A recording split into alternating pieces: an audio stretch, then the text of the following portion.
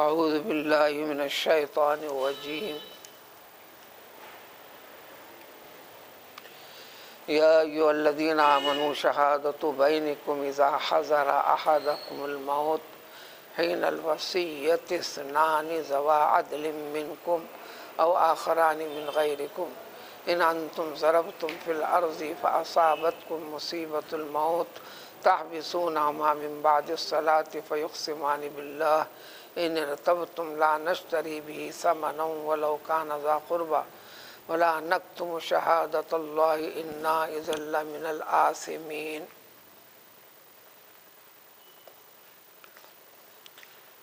یہ ایک آیت ہوئی، اس کے بعد مزید 2 آیتیں۔ ان 3 آیتوں میں صرف ایک حقیقت کو بیان کرنا ہے۔ انسانی زندگی میں آپس میں پیدا ہونے والے تلخیاں اور الجھنوں کو دور کرنے کا ایک طریقہ ہے۔ طریقے کی وضاحت کرنے سے پہلے فیصلہ، حکم خداوندی، منشاء خداوندی کو اس آیت کی ابتدا کے جملے سے ذکر فرما دیا، یا ایھا الذین آمنوا شہادۃ بینکم۔ جب آپس میں تلخیاں ہوتی ہوں، الجھنیں ہوتی ہوں، معاملات کے اندر شکوک و شبہات ایک دوسرے پہ بڑھتے ہوں، خاص طور پر مالی معاملات میں، خاص طور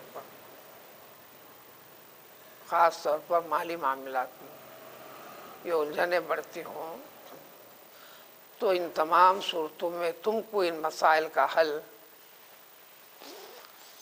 آپسی شہادت، گواہی، یعنی آپس میں مل بیٹھ کر ان مسائل کو حل کرو۔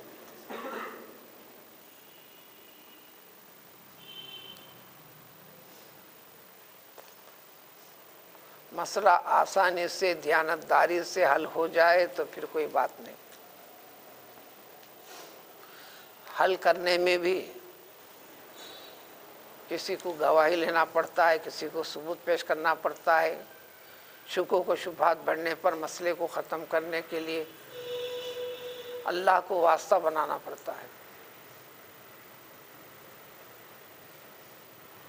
جھگڑے مسلمانوں کے، مومنوں کے، مسلمان مومن نام ہے اللہ کو جاننے، اللہ کو ماننے، اللہ کو حاضر ناظر سمجھنے،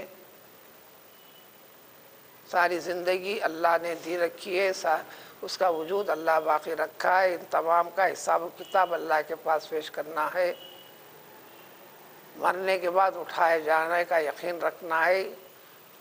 مرنے کے بعد اٹھائے جانا اسی لیے ہے کہ زندگی کے سارے معاملات کا حساب و کتاب اللہ تعالیٰ لیں گے۔ اگر انسان اس میں خرابی پیدا کیا تو اللہ تعالیٰ کے غضب کا، غصے کا، عذاب کا، سزا کا مستحق قرار پائے گا۔ اگر عدل و انصاف کو چاہا، دیانتداری کو چاہا، خیانت نہیں کیا، تو پھر اللہ تعالیٰ ان صورتوں میں اس کو یہ زندگی اللہ کے لیے گزارا، دیانتداری کو اختیار کیا اللہ تعالیٰ کے لیے، کسی کے حق کو تلف نہیں کیا اللہ تعالیٰ کے لیے، کسی کو نقصان پہنچانے کا ذریعہ نہیں بنا تو صرف اللہ کے خیال سے، اللہ کے پاس حاضر ہونے کے عنوان سے، یہ سب عبادت ہوئی۔ آگے بڑھ کر کہیں اصل ایمان ہوگا۔ نماز پڑھنا ہے، نماز کا معاملہ آپ کا اللہ تعالیٰ کے ساتھ ہے۔ روزہ رکھنا ہے، روزے کا معاملہ آپ کا اللہ تعالیٰ کے ساتھ ہے۔ حج کرنا ہے، حج کا معاملہ آپ کا اللہ تعالیٰ کے ساتھ ہے۔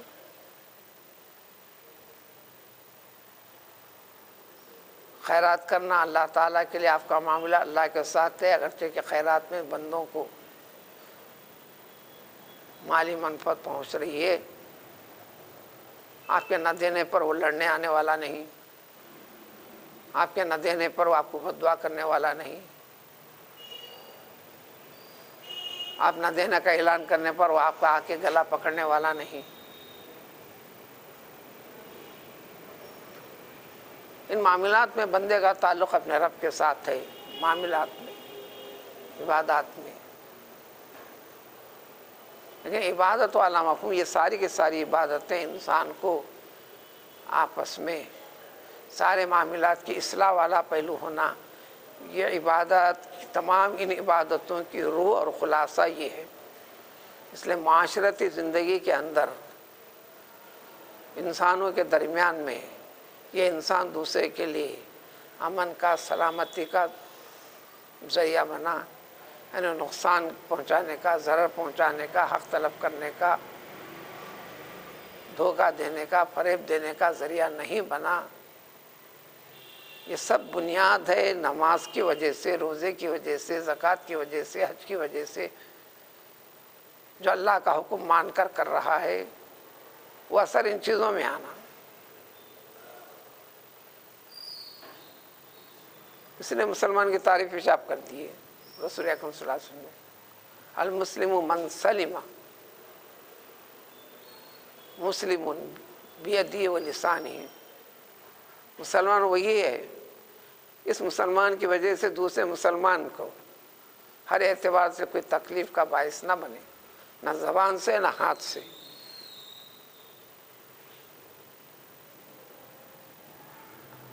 تو اس لیے ایمان والوں کو خطاب کر پہلے یاد دلاتے ہوئے کہ تم مومن ہو. یہ سارے کے سارے مفہوم اس سے آگے تفصیل کے ساتھ مفہوم میں تم جٹے ہوئے ہو، جڑے ہوئے ہو. اس کا تقاضا ہے کہ ان جیسے معاملات کے اندر اللہ کو واسطہ بنا کر تم مسئلہ حل کرو گے. یہ چیز ذکر کر یہ معاملہ انسان کا، انسان کے آخر سانس تک بھی ہوتا ہے، اس وقت بھی لینا اور دینا رہتا ہے.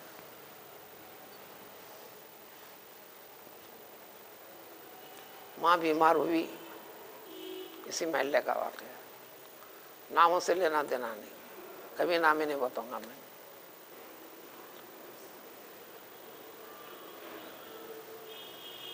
کافی عمر پا کر موت سے پہلے دواخانے میں شریک رہیں. متوسط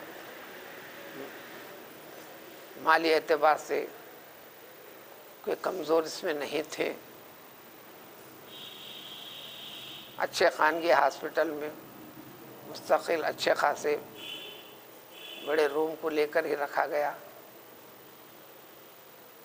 بیماری سے شفا پا رہی تھیں، ہوش حواس میں تھیں، اچھی گفتگو کر رہی تھی، سب کر رہی تھی.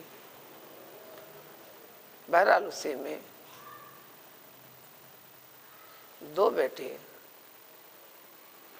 کئی بیٹے ہیں ان کے، دو بیٹے اس وقت حاضر تھے. انتقال ہو گیا.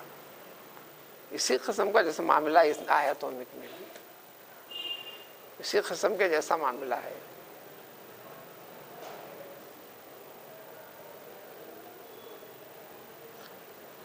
کافی سونے والے زیور سے آراستہ رہا کرتی تھی زندگی کے ہر لمحہ. انتہائی عمر رسیدہ ہونے کے باوجود بھی دواخانہ بھی گئیں، ہاتھوں میں گلے میں زیور کے ساتھ ہی گئیں، ساتھ رکھا کرتی تھی.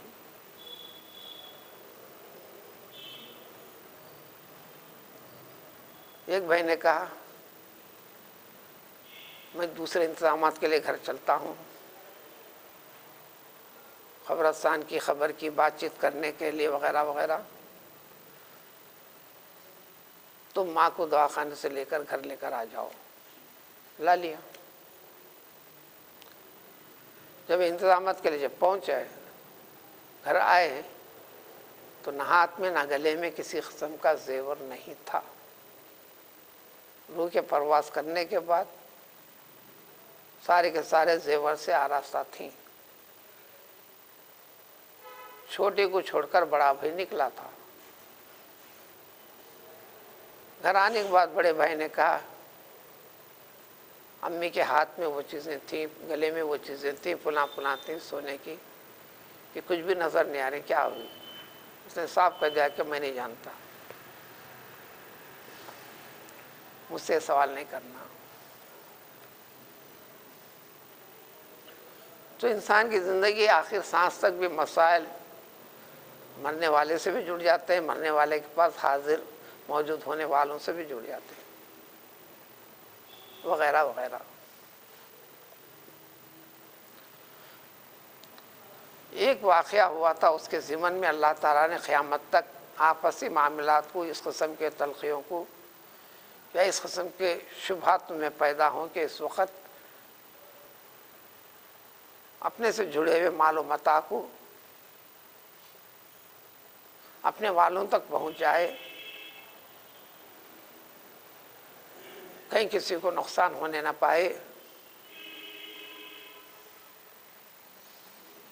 تو اس وقت اور کوئی قریبی لوگ نہ ہوں، کبھی دوست و احباب کے اس میں یا میل ملاپ والوں کے اس میں معاملات میں نکلا ایسی شکل ہو رہی ہے، وہی واقعہ ہے. وصیت کر دو، تاکید کر دو، بھائی صاحب اگر میری موت ہو جائے یا میں مر جاؤں، یہ میرے ساتھ جو موجود ہے سامان، جو بھی چیزیں ہیں، ہمارے گھر تک یا گھر والوں تک پہنچا دینا. یہی واقعہ ہوا تھا. تجارت کے غرض سے، کچھ کام کے غرض سے ایک صحابی جن کا نام بھی ہے بدیل بن ابی مرثد کا نام ہے، ملک شام گئے. سارے عرب تجارت کے لیے سال میں 2 مرتبہ سفر کرتے تھے، موسم سرما میں ایک طرف، موسم گرما میں ایک طرف، یمن یا شام. سفر کے ساتھی بنے 2 اور شخص جو عیسائی تھے، نصرانی تھے، مسلمان نہیں تھے. کاروبار معاملات کے تعلقات ساتھی کی حیثیت سے سفر میں نکلے. ملک شام پہنچے تو حضرت بدیل کی طبیعت ناساز ہو گئی، مزاج سدھرنے کی طرف مائل نہیں تھا، بگڑتا ہوا دکھ رہا تھا، بیماری بڑھ رہی تھی. ان کے اس میں خیال آیا، فوراً جو موجودہ سامان ہے اس کی پوری ایک فہرست بنایا. انہوں نے بنا کر اپنے سامان کے کسی ایک چیز کے اندر وہ فہرست کو رکھ بھی دیا، یعنی یہ سامان میرے ساتھ ہے. جب مزاج بہت ہی بگڑ گیا، اپنے 2 ساتھیوں سے کہا بھئی یہ سامان میرے گھر والوں تک پہنچا دو. انہوں نے وعدہ کیا اور ان کا انتقال ہو گیا. وہیں پر ان کا سامان پہنچا دیا گیا.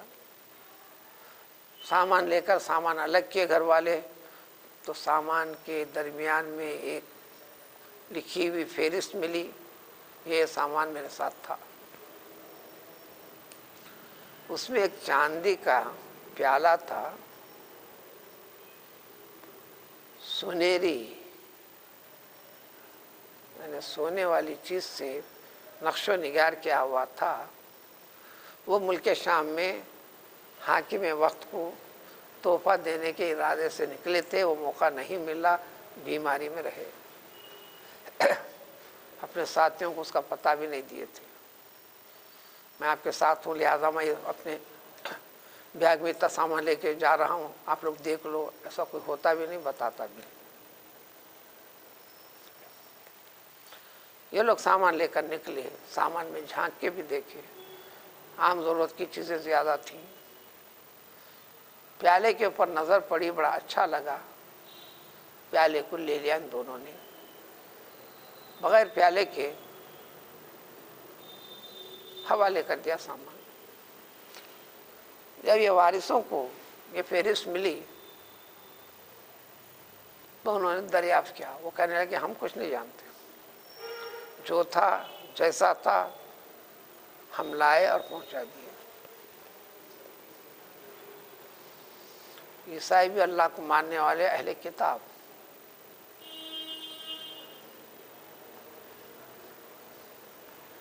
لا الہ الا اللہ کے قائل.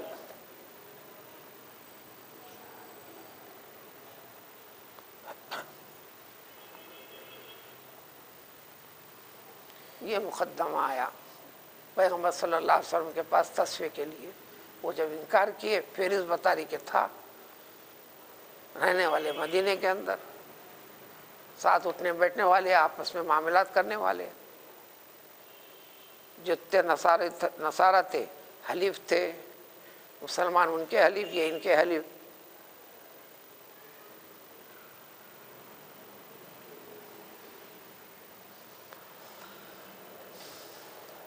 اب مسئلے کو حل کیسا کرنا؟ مسئلہ حل ہو جاتا تو آگے مقدمہ ڈالنے کی ضرورت نہیں، یہ کارروائی کرنے کی ضرورت نہیں. یہی شکل ہے قیامت تک کے لیے. معاملہ اطمینان بخش نہیں ہوتا تو معاملہ تصفیے کے لیے جائیں گا، مقدمہ پڑے گا، مقدمے کی جو شکل ہوں گی. پیغمبر صلی اللہ علیہ وسلم تو وہی یوں کہیے کہ سپریم کورٹ کے جج اعلیٰ تھے آپ، بلکہ آپ کے تحت کوئی اور جج نہیں. بات پہنچی پیغمبر صلی اللہ علیہ وسلم نے، یہ ترجمے کا ترجمہ وہی ہے اس کے اندر. عصر کی نماز کے بعد ان دونوں کو بلائے، دونوں آئے، وہی بات ہوئی، انکار کیا انہوں نے. وارثین اقرار کرتے ہیں کہ یہ فہرست کی بنیاد پر ہونا ہے. اس کا مطلب ہے کہ غلط بیانی سے کام لے رہے ہیں. ان کا اقرار، ان کا انکار. ثبوت دلیل کوئی چیز نہیں. دعویٰ کرنے والے کے پاس دلیل نہیں، صرف ایک ہی دلیل ہے کہ یہ فہرست چٹھی رکھی ہوئی ہے.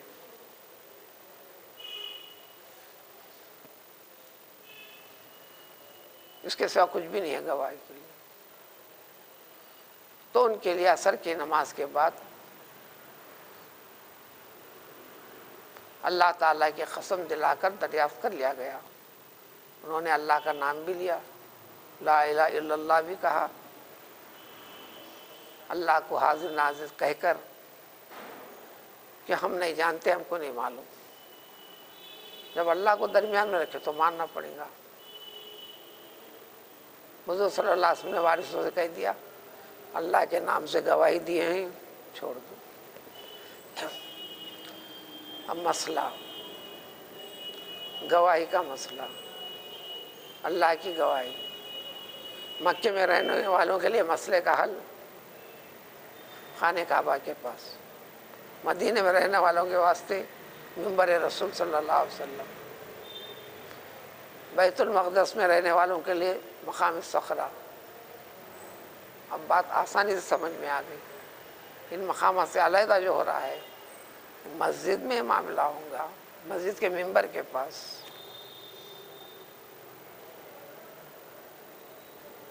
آپس میں تصفیہ کا یہ چیز ہے. مسجد میں داخل ہوتے اللہ کے گھر میں داخل ہو. مسجد کا مرکزی مقام منبر کے پاس. یہی طریقہ اصول ہے. ہندوستان میں بھی بیسیوں جگہ پر جھگڑوں میں سنا ہوں، زمانے سے سنا ہوں، وقتاً فوقتاً آپسی جھگڑے میں دوسرا چیلنج کرتا ہے. ضرورت پڑی تو میں مسجد کے منبر پر کھڑے ہو کر قسم کھانے کے لیے تیار ہوں. مسئلے کی حقیقت بھلے وہ نہ جانتا ہوں، اپنا اطمینان یقین کے لیے اتنی بات تو اس کو پتہ ہے، اس کی بنیاد پر حوالہ بھی دے رہا ہے. بغیر لکھے پڑھے ہوئے اشخاص سے سنی ہوئی باتوں کو بتا رہا ہوں میں، جو مسلمان کتھے کی بنیاد پر آگے بڑھنے والے. اب اس جھگڑے میں یہ ہوا، دن گزرے، مہینے گزرے، سال گزرے، سالوں گزرے. اب بات ہوئی گئی گزری یہ سمجھ کر، اب وہ پیالہ جس کی نشاندہی کی گئی تھی مکے میں ایک سونار کے پاس فروخت کے لیے تیار رکھا ہوا ہے.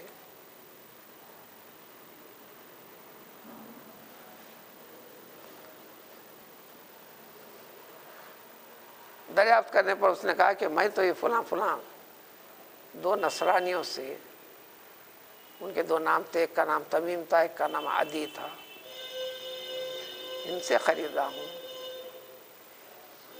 جب بات کھل کر آ گئی پھر دوبارہ مقدمہ پڑا پیغمبر صلی اللہ علیہ وسلم کے پاس۔ اب چیز دکھ گئی، وہ انکار کر رہے تھے، انہوں نے مسجد میں آ کر گواہی دیے، غلط بیانی سے کام لیا۔ اب ایسی صورت میں اب یہ مال انہی کا ہے، یہ ثابت کرنے کی ضرورت ہے۔ اس کے لیے وارثوں کی طرف سے 2 گواہ پیش کریں گے۔ اب یہ گواہی کی شکل یہ کہ یہ یقیناً یہ ہمارے خاندان کا، ہمارے فلاں شخص کے پاس کی ہی چیز ہے۔ اب چیز کی شناخت کرنا، اس کے لیے بھی 2 گواہ کو، وہ بھی مسجد کے پاس، وہ بھی عصر کے بعد۔ یہ عصر کے بعد کا تذکرہ یہ ہے، عصر کے نماز کی اہمیت اتنی بڑی، عصر کی نماز میں لوگوں کا مجموعہ بھی زیادہ، بھلے ہمارے پاس نہ ہوتا، اس اعتبار سے مسائل ہیں۔ عصر کے بعد ہی کرنا چاہیے، بعض تفسیر کھلا لکھتے ہیں۔ امام اعظم ابو حنیفہ رحمۃ اللہ فرماتے ہیں عصر کے نماز کی قید نہیں، کسی بھی نماز کے بعد کیا جا سکتا ہے۔ وہ لکھتے ہیں اس لیے کہ پیغمبر صلی اللہ علیہ وسلم نے اس قسم کے معاملات جب بھی ہوئے عصر کی نماز کے بعد ہی اس کا تصفیہ کیا، یہ ختم دینے دلانے والی باتیں نہیں، عصر کے ساتھ جوڑتے ہیں تو بات وہ بھی سمجھ میں آئیں گی، صلاۃ وسطیٰ کی جو اہمیت ہے۔ نماز عصر کے وقت پر حفظہ، سورہ رعد میں اس کی تفصیل ہے، انسان کے ساتھ اللہ تعالیٰ 12 فرشتوں کی ایک جماعت رکھے، انڈیویجولی ہر انسان کے ساتھ، جو نماز فجر سے عصر تک ان کی ڈیوٹی ہے۔ پھر عصر میں دوسرے 12 فرشتوں کی جماعت آتی ہے، ان سے چارج لیتے ہیں۔ کیا لیں گے چارج؟ آپ کے اٹھنے کا، بیٹھنے کا، آپ کی ساری چیزوں کا کیا کیا ہے، فلاں فلاں۔ انسان جو بیٹھ رہا، حرکت کر رہا، وہ سب فرشتوں کے ذریعے سے ہی ہے، گر رہا بھی تو فرشتے کے ذریعے سے، اٹھ رہا بھی تو فرشتے کے ذریعے سے۔ ذکر و شغل میں معلومات کی اتنا گہرائی کے ساتھ جائیں، خود محسوس کریں گے عصر کے بعد سے مغرب تک بدنی نظام کے اندر ایک کیفیت محسوس ہوگی آپ کو، وہ شفٹنگ ہے،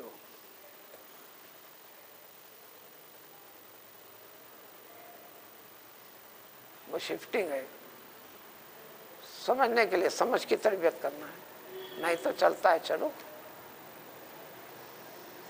تو اس اعتبار سے یہ بھی پتہ چلے گا کہ عصر کی نماز کی اتنی بڑی اہمیت ہے۔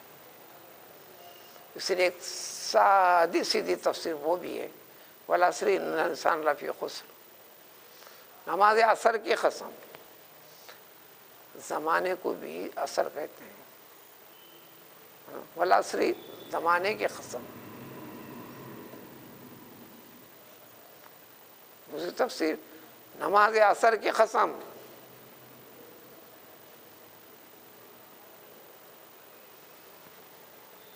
الغرض۔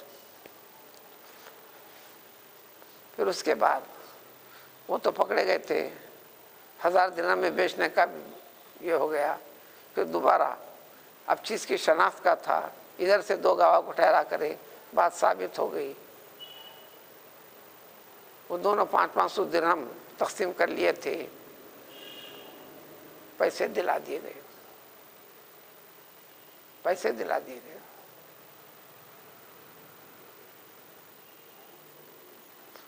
آج بھی بھلے کئی سال گزر گئے ہوں، کسی وقت بھی چور گرفت میں آ جاتا ہے، اب سزا میں ایک نہیں پچھلے ساری چوریوں کا اعتراف کرتا ہے، یادداشت کی بنیاد پر کہاں کہاں حوالے کیا تو بتاتا ہے، مال ہے تو مال لے لیں گے۔ نہ صرف اسلامی قانون، دنیا کے قانون میں بھی یہی ہے۔ بلا تحقیق کہ آپ نے مال خریدا کیسا؟ چوری کا مال خریدنا بھی گناہ ہے، جرم ہے. آج بھی ساری دنیا کے اندر یہ ہے، پیسے دے کر خریدنے والے کو پکڑا جائے گا.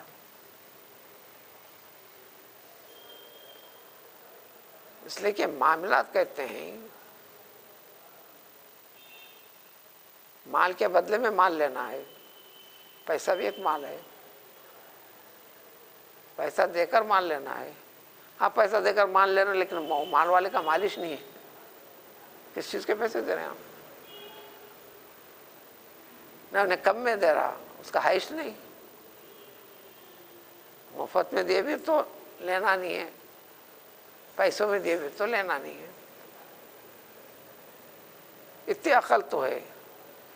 وہ طریقے فروخت اور حوالگی خود بتاتی ہے یہ غلط قسم سے مال ہے. اب اس سے اور مسائل 20 نکلتے ہیں، مجھے بتانے کی ضرورت نہیں. بعض لوگ متوسط اور نچلے طبقے کے لوگوں کو کرتے ہوئے دیکھا ہوں. ہول سیل مارکیٹوں کے اندر، منڈیوں کے اندر، حمل و نقل کے اندر چیزیں گرتے رہتے ہیں، کرتے رہتے ہیں. چند مخصوص نچلے طبقے کے لوگ ان چیزوں کو اٹھاتے ہیں، جماتے ہیں، یہاں سے ادھر سے لیتے ہیں، کرتے ہیں، اس کا ایک کپا بناتے ہیں. آپ جاتے ہیں چلو وہاں خریدنے، اس کے مقابل میں 4 آنے 8 آنے کم ملیں گے، اس سے لینا چلتے ہیں. اس سے مسائل سے نہیں. دوسری چیز وہ نہیں خریدنا، حالانکہ وہ چوری نہیں ہے. خرید لو آپ، درست ہے. نہیں خریدنا. گھر کو جالے سے پاک رکھنے کا حکم ہے. جالوں سے یوں رکھ کر چھوڑتے ہیں، ویرانی کی علامت ہے. آپ کی زندگی کے معاملات میں سادی سیدھی چلتی ہوئی زندگی کے اندر وحشت ناک ویرانی جیسی کیفیت نہ پیدا ہوگی. جینا ایک ڈھنگ ہے، سلیقہ ہے. جینا ایک ڈھنگ ہے، سلیقہ ہے. یہ اس سے ہٹ کر بتا رہا ہوں. یہ بالواسطہ 20 چیزیں بالواسطہ نکلتی ہیں. مشورے میں ایک چیز عام ہے، چراغ کو منہ سے پھونک کر بجھانا نہیں. ساری کتابیں پڑھتے پڑھتے جب آخری کتاب تک اب فراغت کا وقت آیا، میں اساتذہ سے پوچھا، یہ ساری چیزیں پڑھ لیا میں، یہ چیز جو قانون پڑھی یہ ثبوت آج کہیں بھی نہیں ملا، اس کے اصول نہیں ملے. انہوں نے فرمایا کہ نہیں، قرآن سے ہے. قرآن میں جگہ جگہ یطفئون نور اللہ بافواہہم، حقائق کو، دین اسلام کو یہ لوگ اپنے منہ سے بجھاتے ہیں. حقیقی معنی مراد نہیں، پروپیگنڈا کرتے ہیں اسلام کے خلاف، مسلمان کے خلاف، طرز اسلامی کے خلاف، طریقے مسلمانوں کے خلاف. ساری دنیا بھی کر رہی ہے. یہ ساری ایکٹیویٹیز کیا ہے؟ ان طریقوں سے دین اسلام کے چراغ کو بجھانا چاہتے ہیں، ختم کرنا چاہ رہے ہیں. یہ مجازی معنی ہے. حقیقی معنی میں منہ سے بجھانا، اسی مناسبت سے، اس مناسبت سے، چونکہ روشنی نور کی قسم ہے. بجھا دے تو گناہ گار ہوئے، نہیں ہوئے گناہ گار آپ. اور نہ وہ نیت ہے آپ کا ارادہ. ہر عمل میں نیت ہے. آپ منہ سے بجھا دیجئے. کیا مجھے توبہ کرنا ہے؟ نہیں ہے کرنا ہے. کیا میں نے گناہ کیا؟ نہیں کیا. لیکن اس کے اوپر اٹھی ہوئی ایک حقیقت کو نہیں سمجھا آپ نے. بس یہ حد ادب ہے. فقیر کو دے رہے ہیں آپ، دینے کے بعد لینے کی مت کوشش کیجیے. نہیں اتنے لے کے چلر دیجیے، میں ڈال دیتا ہوں. فقیر کے پاس فقیر کی چیز پھر آپ اپنے جیب میں منتقل کیوں کر رہے ہیں؟ آپ یہ کوئی مسئلہ یہ نہیں بتا رہا ہوں. لیجیے آپ کیا کرنے کا ہے.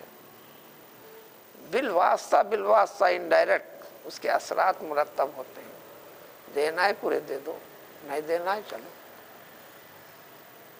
جھڑکی دیے بغیر چلو. یہ زائد چیزیں میں نے جو ذکر کیا، ایسے بیسوں چیزیں، آداب زندگی ایک ڈھنگ ہے، سلیقہ ہے جو آپ کی زندگی پر اثرات مرتب ہوتے ہیں۔ گھر کا سامنے کا ایسا صاف رکھنے کا حکم حدیث شریف میں آیا، گھر کے سامنے کا ایسا صفائی یہ چیز کو بتاتے کہ گھر کے اندر کی ہر چیز، ہر قسم کی چیز صفائی ہے، تو گیا گھر ہمیشہ صاف رکھنا۔ جالے ہونا یہ صفائی نہیں کہلاتا۔ انسان کو بدن کو پاک رکھنے کا، ظاہر کو پاک رکھنے کا حکم دیے، قرآن کی آیت میں حکم ہے۔ پھر یہ فرمایا کہیں یہیں تک محدود ہو جاؤ گے، وہ لباس التقویٰ ذالک خیر، دل کا لباس، تقوی کا لباس یہ سب سے اچھا ہے۔ یہ ظاہری پاکی سے دل بھی اتنا پاک کرنا ہے، گھر کے باہر کی پاکی سے گھر کو پاک رکھنا ہے۔ جتنے ناپاک رکھیں گے مصائب والی چیزیں آئیں گی۔ حدیث شریف میں سونے سے پہلے گھر کی ہر چیز کو ڈھانپ دو، ڈھانپنے کے لیے چیز نہیں تو ایک لکڑی رکھ دو، کھلی چھوڑو گے اس میں بلیات آ کر بیٹھتی ہیں۔ آپ بولیں گے میں دیکھا، مائکروسکوپ لگا کے دیکھا، مجھ کو نظر نہیں آ رہی۔ اب ایک بار رکھ دیا تھا آ گئی، ضروری نہیں ہے۔ یہ ایک دوسری دنیا ہے، حقائق ہے، اس ضمن میں چیزیں ذکر ہے۔ اب صرف ترجمے کے اوپر بات سمجھ میں آ جائے گی۔ مسئلہ ایسا تھا، اسی کے ساتھ مخصوص نہیں ہے، اس جیسے سارے معاملات کو اللہ نے فرما دیا آپسی گواہی کے ذریعے سے، آپس میں حل کرو مسئلے کو۔ جب سادی سیدگی کے ساتھ ہو جاتا ہے، نہ قسم دلانے کی ضرورت، نہ مسجد کو لا کر اللہ کی قسم دلانے کی ضرورت، نہ مقدمہ آگے بڑھانے کی ضرورت۔ تصفیہ تو ہونا ہے، معاملہ تلخی کا بڑھتا ہے تو یہ مسائل ہیں۔ اب ترجمہ صرف سارے مفسرین، آپ کو بتانے کی ضرورت نہیں ہے یہ چیز، اس کی گہرائی میں قرآن کے بہت ساری چیزیں ہیں، بلکہ پوری چیزیں خالی سادے سیدھے ترجمے سے پلے پڑنے والی نہیں ہے۔ اگر پڑھنے والی ہوتی، سارے صحابہ اہل زبان میں کمال رکھنے والوں کو بھی بیسوں چیزیں سمجھ میں نہیں، بار بار دریافت کرنا پڑا، بار بار دریافت کرنا پڑا، بار بار دریافت کرنا پڑا، تو ہم یہ ترجمے سے کہاں سے اتریں گے حقیقت میں؟ وہ تو ہوگا، ہر آیت ایسی ہے وہ بھی نہیں۔ اب یہ تو 3 آیتیں ہیں، عربی کی بناوٹ کے لحاظ سے، عربی کے معنی مطلب کے لحاظ سے، اور اس میں حکم لگانے کے اعتبار سے اتفاق ہے اہل علم کا، مفسرین کا، یہ 3 آیتیں پورے قرآن میں سب سے زیادہ دشوار اور مشکل ہے ترجمہ معنی کرنے میں، اس کے زیر زبر والی جو حقیقت ہے عربی کی اس میں، اور فیصلہ سنانے میں۔ وہ پیچیدگی میں جاتا بھی نہیں، نہ ذکر کرنا ہے، نہ آپ کے پلے پڑنے والی بات ہے۔ جو چیز سمجھا دی گئی انتہائی آسان خلاصے کے طور پر، اس میں باریکی میں باریکی نکلتی ہے۔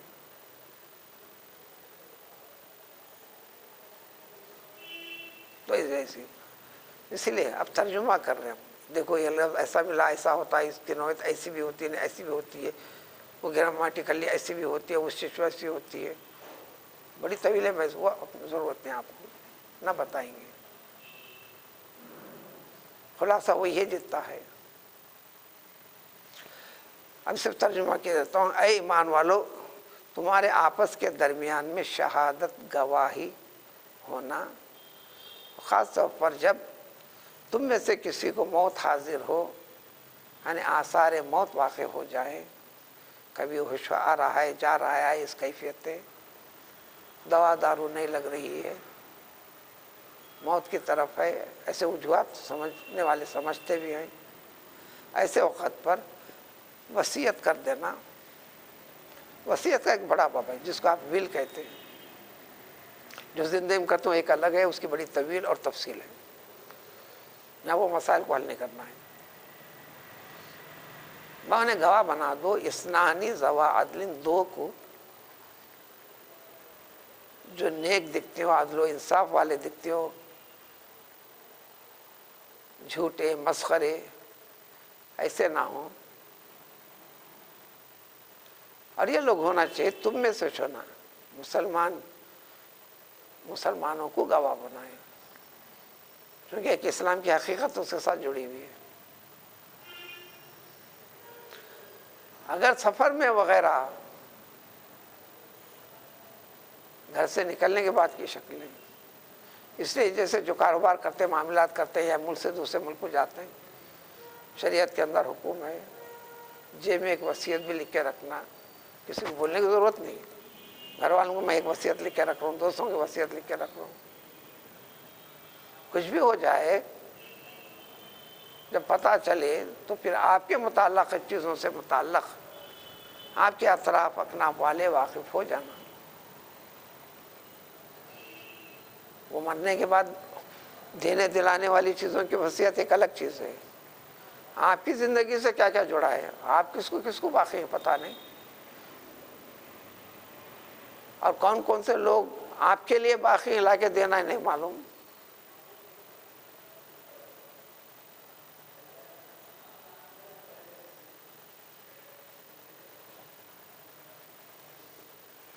بیسوں چیزیں لکھ کر رکھنا، اور خاص طور پر جب عمر کا حصہ بڑا ہوا ہوتا ہے ان کے لیے تو ہے وہ رکھنا تاکہ پتہ چلے. بعض معاملات انسان کرتا ہے اپنوں کو بھی بتاتا نہیں، گھر والوں کو بھی نہیں بتاتا، بچوں کو بھی نہیں بتاتا، دوست و احباب کی شکل میں ان کی چیزوں کی تکمیل کے لیے اپنے طور پر کرتا ہے اعتماد کے اوپر. لیکن آپ موجود نہیں ہیں، آپ پوری طرح آزاد ہو کر خیانت کرنے کا ارادہ کر لیتا ہوں. حق تلفی آپ کے اپنے وارثوں کی ہو رہی ہے، آپ کے اپنے وارثوں کی ہو رہی ہے. وہ گناہ کر رہا وہ الگ بات ہے.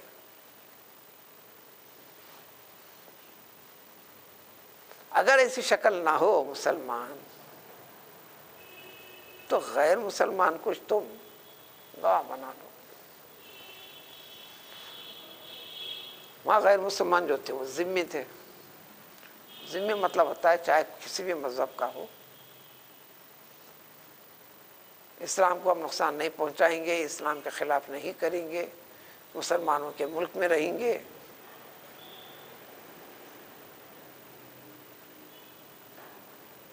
اب یوں کہو اس کو خراج کرتے ہیں، یوں کہو کہ ایک شخص کی ایک شکل، تاکہ حکومتی انداز میں ان کی جان کی سلامتی. اب اس کا آپ نقصان پہنچاتے ہیں مسلمان، اب مسلمان کو سزا ملے گی اس کے بدلے میں، کیونکہ ذمہ مسلمانوں نے لے رکھا ہے اٹھنے بیٹھنے زندگی گزارنے کا. اب یہ وضاحت کے بغیر بھی غیر کو بنا سکتے ہیں نہ ملنے کی صورت میں. یہ شرائط خاص طور پر ان انتم ضربتم فی الارض، جب سفر کر رہے ہو تمہارے لیے، یعنی سفر میں ایسی شکلیں ہو جائیں، فاصابت کو مصیبت موت کی مصیبت آ جائے. مصیبت کے لفظی معنی ایک دم اچانک کوئی چیز پہنچ جانا. بس مصیبت اسی کو کہتے ہیں ایک دم آ جاتی ہے. تحبسونہما، ان لوگوں کو، اب یہ جو دو گواہ بھی ہیں آپ جس کو وسیع بنا دیے ہیں، یعنی گواہ بنا دیے ہیں، اب شک و شبے کے دائرے میں آگے بات، تو تحبسونہما، ان دونوں کو روکو، یعنی لاؤ نماز کے بعد. عمل رسول دیکھا گیا اثر کے بعد تھا، اس لیے تفاصیل میں لکھتے ہیں یہ آنا کا قاعدہ ہے نماز میں قید کے بغیر کوئی چیز ذکر کریں قرآن کے اندر، ہم قید لگا کر مسئلے کو پیاک نہیں کر دینا. اللہ نے فرمایا کہ صلاۃ نماز کے بعد فرمائیں، کسی بھی نماز کے بعد ہو سکتا ہے، لیکن عمل جو دیکھا گیا جب بھی کیے رسول اللہ صلی اللہ علیہ وسلم اثر کے بعد ہی کیے، وہ وجوہات بیان کر دی گئی. یہ دونوں کے دونوں معاملے کو حل کرنے کے لیے جن کے پاس پیش ہوا ہے تصفیہ کرنے کے لیے فیقسمان باللہ، یہ دونوں کے دونوں اللہ کی قسم کھائیں گے۔ یہ قسم کب دلانا؟ معمولی چیز نے قسم نہیں دلانا، قسم کب دلانا؟ ان ارتبتم، ان وارثوں کو، ان مال والوں کو اگر شک و شبہ ہو جائے یہ غلط بیانی سے کام لے رہے ہیں، یہ جھوٹ بول رہے ہیں، قسم میں یہ کہیں گے لا نشتری بھی ثمنا، اللہ کی قسم کھانے کے بعد مسجد میں ممبر کے پاس اس معاملے کے ذریعے سے ہم کوئی قیمت حاصل نہیں کر رہے ہیں، اللہ گواہ ہے۔ یہ قسم والا معاملہ ولو کان ذا قربیٰ، قریب سے قریب عزیز و اقارب میں بھی مسئلہ ہو جاتا ہو تو بھی یہ شکل رہیں گی۔ اور یہ بھی کہیں گے قسم میں ولا نکتم شہادۃ اللہ، اللہ کو حاضر ناظر جان کر گواہی دے رہے ہیں، اس شہادت کو ہم چھپائیں گے نہیں۔ اب اتنا کہنے کے بعد اللہ ان کے لیے کافی ہے، کیا کرنا ہے کریں گے۔ اگر ایسا کیا ہم نے انا اذن لمن العاصمین، تو یقیناً ہم گناہ گار کہلائیں گے۔ اتنے الفاظ کہنا ہے، ہم اس سے مالی منفعت حاصل نہیں کر رہے ہیں کچھ، اور نہ گواہی میں کوئی چیز چھپا رہے ہیں، جو چیز کہہ دے رہے ہیں۔ اگر وہ لوگ ایسا ہو رہا ہے، ہم گناہ گار ہیں، اپنے آپ کو گناہ گار، مجرم، شریر، بدمعاش ہونے کا اعتراف کرتے ہیں، یہ قسم کے الفاظ۔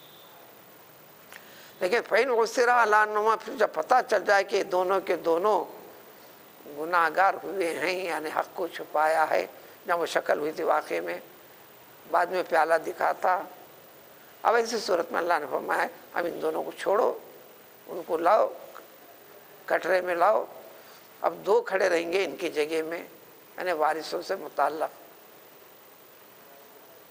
یہ جو شکل ہے وہ اب چیز کی شناخت کے لیے، چونکہ مال دکھ گیا، مل گیا، استحق علیہم الاولیانی، یہ دونوں کے دونوں اب ان کو ہٹنے کے بعد اب یہ گناہ کے مستحق ہو گئے، اب دونوں یہ شہادت پیش کریں گے اب چیز کے بارے میں، فیقسمان باللہ، پھر یہ بھی قسم کھا کر کہیں گے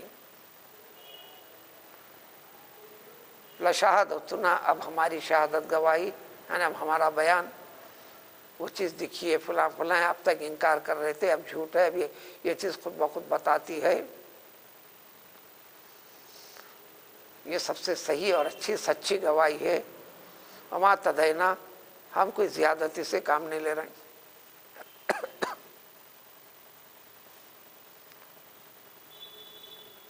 اگر ہم نے بھی ایسا کیا ہے یقیناً ہم بھی گناہ گار ہیں، ظالم ہیں، اللہ کے پاس عذاب کے مستحق ہیں، یہ الفاظ کی تکمیل یہ بھی کریں گے۔ جب بات سامنے آ گئی تو اس وقت اقرار بھی کیا انہوں دونوں نے، ہاں ہم نے یہاں پر بے ایمانی کی تھی، دونوں ایسا کیے تھے، بعد میں اقرار کر لیا۔ ذالک ادنا، یہ سب سے زیادہ قریب سے قریب تر ہے تمہارے لیے کہ تم روبرو اس سلسلے میں یہ گواہی کا، شہادت کا، قسم دلانے کا معاملے کے ذریعے سے مسئلے کو حل کرو، اور قسم کھانے کے بعد بھی اپنے قسموں کو یہ بھی رکھو کہ ڈر رکھو، آج قسم کھا کر کہہ رہے ہو جیسا وہ لوگ قسم کھا کر کہنے کے بعد ایک زمانے کے بعد ان کی قسم جھوٹی نکلی، تمہاری وہ قسم کہیں جھوٹی نکلنے نہ پائے، یہ خوف رکھ کر قسم کھاؤ۔ واتقوا اللہ، بہرحال یہ احکام ہے اللہ تعالیٰ کے تمہاری زندگی میں ڈھلنے سدھرنے کے، اللہ تعالیٰ سے ڈرو، اللہ کے حکم کو حکم مانو، نہ کرے تو پرسش ہوگی۔ واسمعوا، غور سے ان واقعات کا جائزہ لو، سنو، یعنی معلوم کرو۔ اگر کرنا ہی نہیں چاہتا تو یہ فاسق لوگ ہیں، واللہ لا یہدی القوم الفاسقین، فاسقوں کو ہدایت نہیں ملتی، سیدھے راستے پر نہیں آتے، توفیق نہیں آتی، وہ ایسے کام کرتے چلیں گے۔ سبحان اللہ۔